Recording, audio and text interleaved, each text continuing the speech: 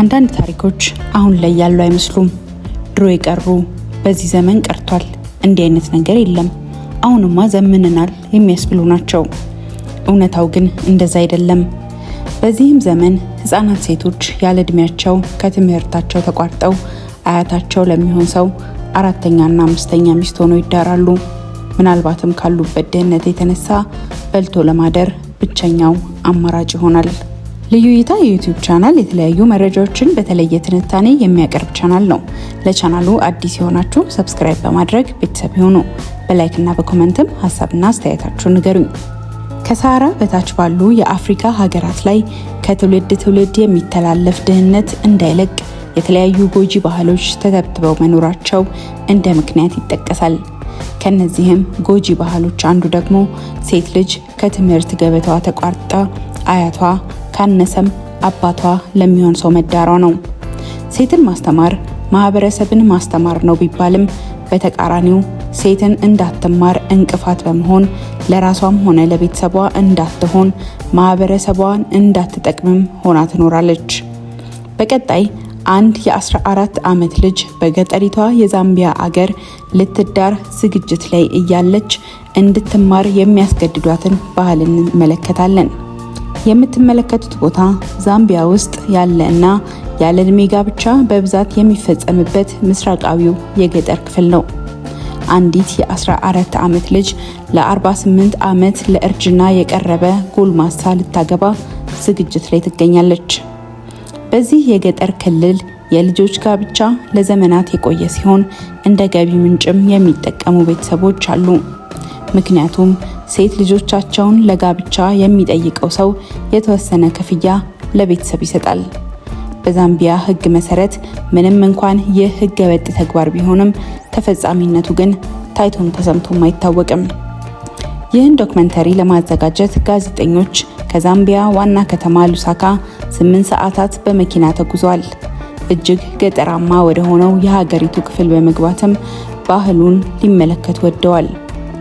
በዚህ ማህበረሰብ ውስጥ አንዲት ታዳጊ ከሰርጓ ቀን በፊት ከአንዲት ጎጆ ውስጥ ሳትወጣ ቀድመው ባገቡና እድሜያቸው ከፍ ባሉ ሴቶች የተመራ ትምህርታዊ ልምምድ ለ30 ቀናት ማድረግ ይገባታል።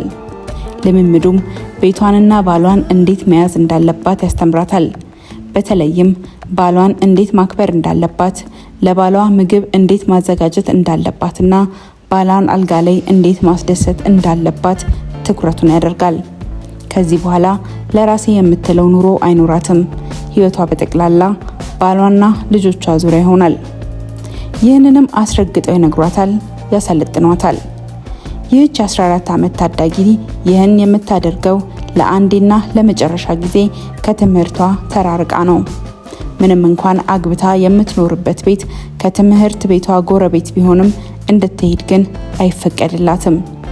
በዚህ ሰዓት ብቸኛ እንድትማረው የተፈቀደላት ትምህርት የባል አያያዝ ብቻ ነው። ይህም ከማግባቷ በፊት በአንድ ጎጆ ውስጥ ሆና ለ30 ቀናት እየተደጋገመ ትማረዋለች። በዚች መንደር 7ኛ ክፍል ጀምሮ በብዛት ወንዶች ብቻ ናቸው ክፍሉን የሚሞሉት። አብረው ሲማሩ የነበሩ ሴቶች ሊያገቡ ትምህርታቸውን ያቋርጣሉ። መማርም ቢፈልጉም ባህላቸው ይዛቸዋል። ለ30 ቀናት ያህል የትዳር አያያዝን ሲያሰለጥኗት ቆይተው የመጨረሻው ቀን ላይ ደርሷል። የሰርጓ ዋዜማ ምሽትን እየጨፈሩ ነው። ሙሽሯ ግን አሁንም መውጣት አትችልም። ዘመድ አዝማድ ጎረቤት ተሰብስቦ እየበላና እየጠጣ ሲጨፍር ለሷ ምግቧው ጎጇ ውስጥ ይወሰድላታል። ባሏ የ48 ዓመት ሰው ሲሆን ላለፉት 25 ዓመታት በትዳር ላይ ያለ ጎልማሳ ነው። በዚች ትንሽ መንደር ውስጥ ወንድ ልጁ የምትሆን ሴትን ማግባት ብቻ ሳይሆን ተጨማሪ ሚስትን ማግባት ይችላል። ለምን ይህችን የ14 ዓመት ልጅ ለማግባት እንደወሰነ ሲጠየቅ የሰጠው መልስ ይህ ነበር። ሚስቱ ብዙ ጊዜ ስለምትታመም የቤት ውስጥ ስራዎችን ሚስቱን ተክታ የምትሰራ ያስፈልገዋል። ለዛም ነበር ማግባት እንዳለበት ያሰበው። ታዲያ ይህችን የ14 ዓመት ታዳጊ እንዳያት ወደ አያቷ በመሄድ ማግባት እንደሚፈልግ ይገልጽላቸዋል። አያቷም ለእናቷ በመንገር ታስማማቸዋለች። ይህ ህገወጥ እንደሆነ ቢያውቅም አንድ ቤተሰብ በድህነት እየተሰቃየ ከሆነ ሴት ልጁን በመዳር በትንሹ በልታ እንድታደር ኃላፊነቱን ለባል ማስረከብ ይችላል። ታዲያ የጎልማሳም ማኖር ስለቻለ እንዲያገባ ተፈቅዶለታል። የሀገሪቱ የሴቶች ሚኒስቴር ይህ ችግር መቀረፍ እንዳለበት ያምናሉ።